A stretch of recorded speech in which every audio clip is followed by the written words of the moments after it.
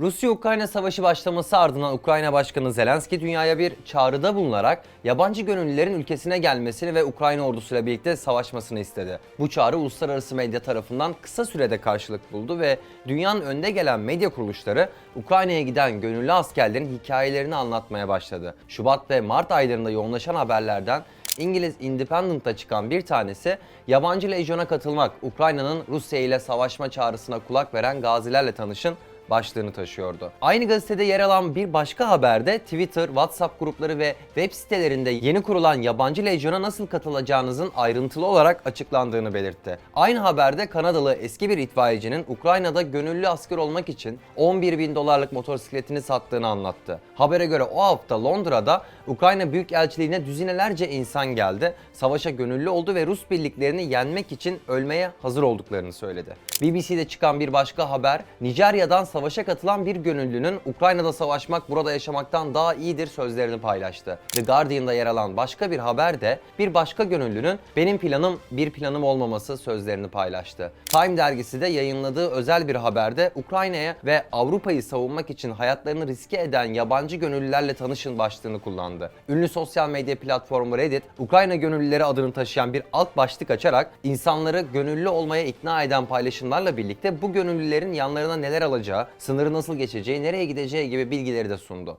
Tüm bu medya seferberliği karşılığını verdi ve Ukrayna Başkanı Zelenski'nin açıklamasına göre 16.000'den fazla gönüllü dünyanın dört bir yanından Ukrayna'ya geldi. Ancak haberler burada bitti. Medya daha sonra bu gönüllülere ne olduğu hakkında hiçbir şey anlatmadı. Sahi ne oldu? Propagandada bu hafta bu işin nasıl gittiğine bakalım. Ama önce bir spoiler. Pek iyi gitmiyor.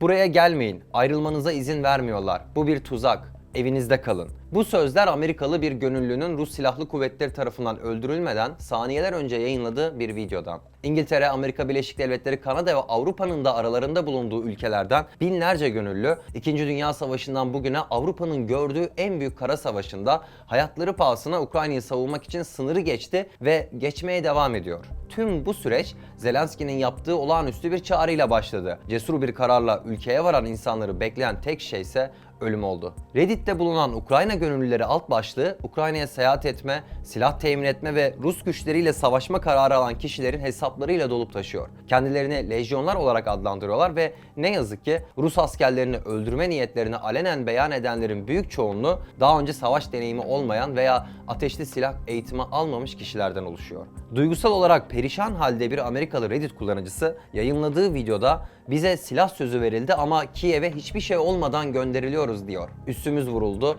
yanımızdaki üs de vuruldu, Amerikalılar ve onlarca İngiliz öldü, hiçbir şey söylemiyorlar, ölülerimizi kendi ölüleri sayıyorlar, bizi silahsız, kilsiz, zırh plakasız Kiev'e göndermeye çalışıyorlar ve silah alabilecek kadar şanslı insanlara sadece 10 mermilik bir şarjör veriliyor. Videoyu yayınlayan gönüllü sıkı yönetim yasası gereği Kiev'e gitmeyi reddetmeleri halinde Ukrayna kuvvetlerinin onları vurmakla tehdit ettiğine, savaş bitmeden geri dönmelerinin yasak olduğunu açıkladı. Sözlerine şöyle devam etti. Ben, bu İngiliz adam ve başka bir Amerikalı çıkmak için ambulansın arkasına saklandık. Sınıra vardık, pasaportumuza bakıp Kiev'e geri gönderdiler. İnsanların buraya gelmeyi bırakması gerekiyor. Bu bir tuzak ve geri dönmenize izin vermiyorlar. Savaşa gönderilmeden önce bazı gönüllüler askeri toplama ve eğitim kamplarına gönderilir. Ancak bu kampların çoğu Ukraynalı yetkililer ve yabancı gönüllüler tarafından sosyal medya ve Reddit paylaşımları aracılığıyla paylaşılan bilgiler sonucunda tespit edildi ve Rus Hava Kuvvetleri tarafından bombalandı. Örneğin bir gönüllü Reddit'te Ukrayna'da gerçekten Ruslarla savaştığını kanıtlamak için kampın resmini paylaştı ve ne yazık ki bir saat içinde kampı Rus kuvvetleri tarafından bombalandı. Kullanıcı Ukrayna kuvvetlerinin yanı sıra paramiliterlerin ve diğer lejyonların da darmadağın olduğunu iddia ederek durumu mutlak delilik olarak niteledi ve ülkesindeki insanları evde kalın diyerek uyardı. Peki insanlar neden Avrupa'daki veya Amerika'daki evlerini bırakıp hiç savaş tecrübesi ve çatışma eğitimi olmadan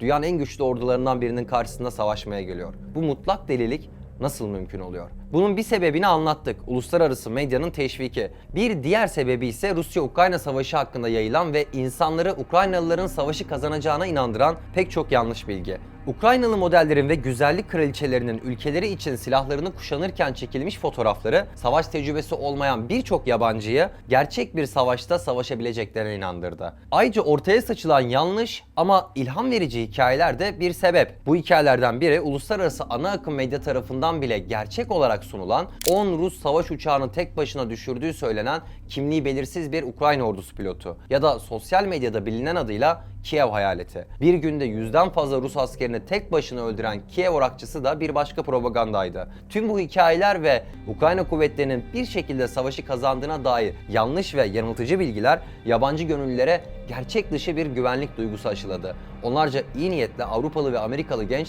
düştükleri bu tuzağın bedelini canlarıyla ödedi ve ödemeye devam ediyor. Ben Murat Soydan, izlediğiniz için teşekkür ederim.